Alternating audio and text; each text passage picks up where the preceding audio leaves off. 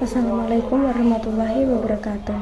Halo semua, perkenalkan nama saya Nota Nilan Afan Amarullah, NIM 2406101021 dari kelas 2C Prodi Hukum. Video ini saya buat untuk memenuhi tugas hukum pidana yang diampu oleh Ibu Sulistia Eviningrum SHMH. Selamat menyaksikan. Anak berkonflik dengan hukum adalah anak yang berusia di bawah 18 tahun yang melakukan perbuatan melanggar hukum atau diduga melakukan tindak pidana, sehingga berhadapan dengan proses hukum seperti penyelidikan, penyidikan, persidangan, dan pembinaan. Menurut Undang-Undang Nomor 11 Tahun 2012 tentang Sistem Peradilan Pidana Anak, yang berkonflik dengan hukum dibedakan menjadi: pertama, anak yang berkonflik dengan hukum atau ABH, yaitu anak yang diduga melakukan tindak pidana. Kedua, anak yang menjadi korban tindak pidana. Ketiga, anak yang menjadi saksi dalam tindak pidana.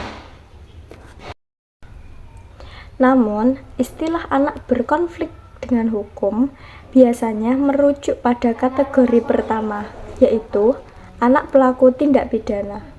Contoh kasus: pertama, anak mencuri karena terpaksa ingin membantu ekonomi keluarga. Kedua, anak ikut tawuran hingga menyebabkan luka pada orang lain. Ketiga, anak terlibat penyalahgunaan narkoba.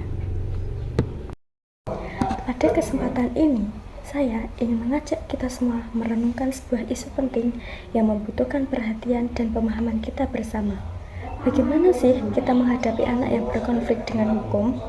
Isu ini tidak hanya menyangkut aspek hukum semata, tetapi juga melibatkan dimensi psikologis, sosial, dan masa depan anak itu sendiri.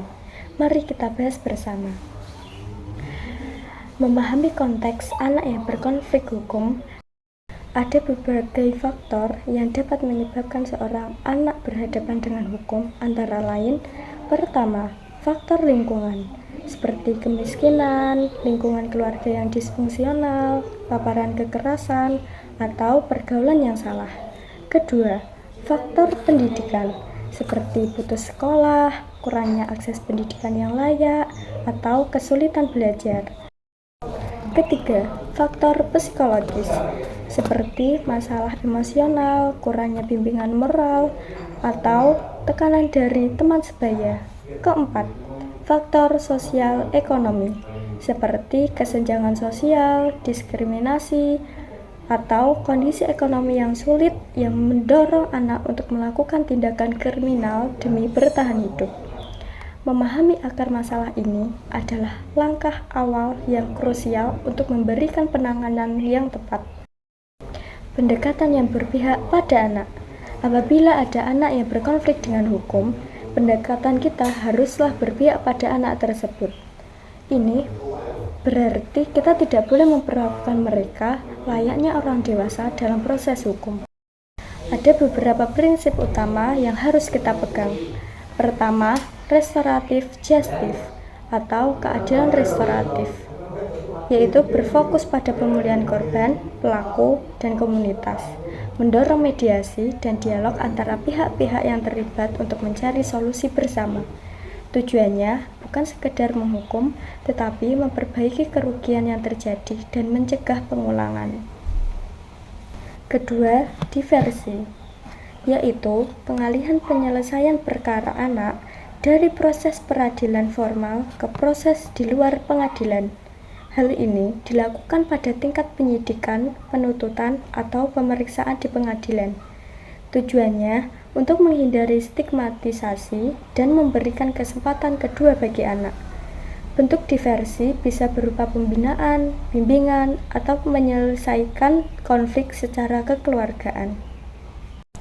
Ketiga, prioritas kepentingan terbaik anak. Setiap keputusan yang diambil harus selalu mempertimbangkan kepentingan terbaik anak, bukan kepentingan pihak lain. Hal ini termasuk hak anak untuk tumbuh kembang, mendapatkan pendidikan, dan perlindungan dari kekerasan. Keempat, perlindungan hak-hak anak. Anak berhak atas pendampingan hukum sejak awal proses. Anak berhak untuk tidak dipublikasikan identitasnya. Anak berhak untuk mendapatkan perlakuan manusiawi dan tidak diskriminatif. Langkah-langkah penanganan yang dianjurkan apabila seorang anak berkonflik dengan hukum. Ada beberapa langkah penanganan yang idealnya harus dilakukan.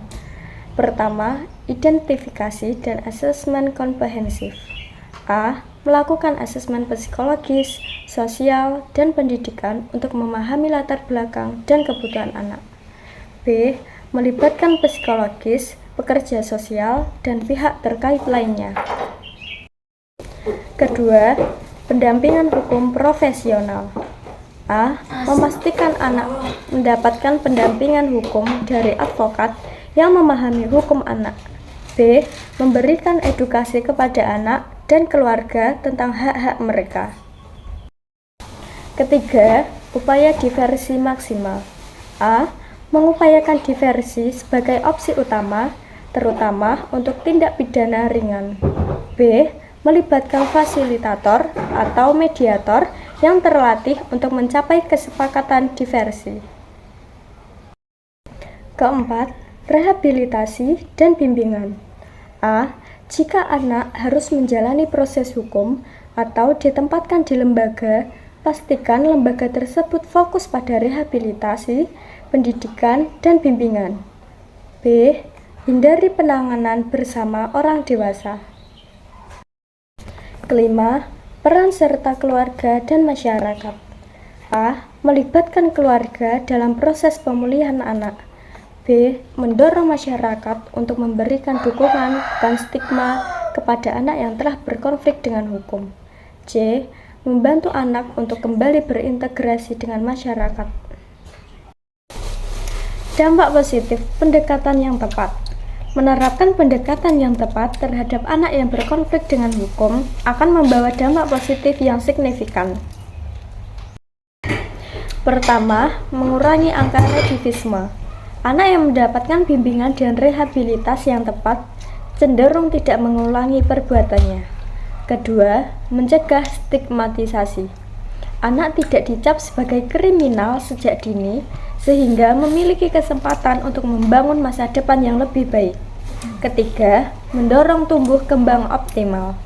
Anak dapat kembali ke jalur pendidikan dan sosial yang positif.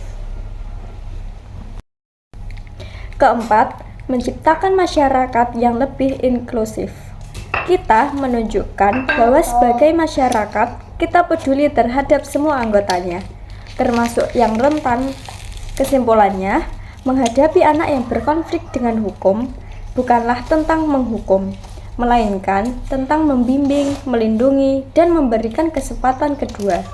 Ini adalah investasi jangka panjang untuk masa depan anak tersebut, dan juga untuk masa depan bangsa kita.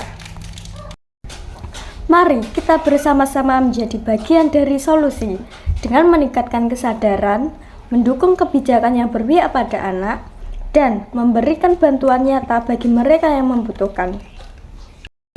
Sekian video singkat saya hari ini tentang pembahasan anak yang berkonflik dengan hukum.